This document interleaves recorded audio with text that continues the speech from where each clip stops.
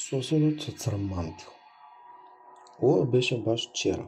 Бев на роденден кај една другарка и си игравме со топка. Одеднаш мојот брат ја шутна топката во дворот на соседот. Сеќе беше добро да беше соседот нормален, ама не беше. Наводно тој стално ги труе кокошките и овците на другарка ми што ги имале дом. Заради тоа, веќе со години не заминале на мора од страв дека соседот сеќе им уништи. Едноставно се плашеле да го остават празно. Кога видовме каде заминала топката, се згрозивме. Сите се наеживме.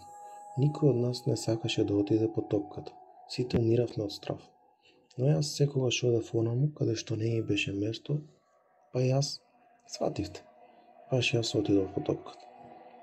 Кога влегов во дворот, сватив дека топката влегла во куќата низ отворената врата. Ужасно. Ништо друго не ми преостана, освен да отидам по неа. Тивко отидов по неа. Топката беше на почетокот од ходникот во куќата и мислев дека сеќе помине лесно. Но кога ја зедов топката во раце, некој ме фати. Беше тој, висок човек со црн мантил. Крвта ми се замрзна. Ме однесе во еден затворен простор, полн со гуштери и змии. Мислев дека сум готов. Одеднаш ги отворив очите. Лежев на подот, а главата ми беше крвава. Ми рекоа дека топката ме погодила во глава.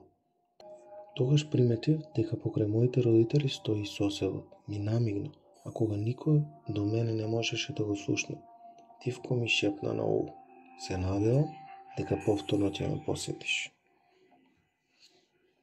Оваа кратка хорор приказна е превземена од Facebook страната Хорор приказни. За повеќе вакви приказни, за следете не, оставете лајк и коментар. Поздрав!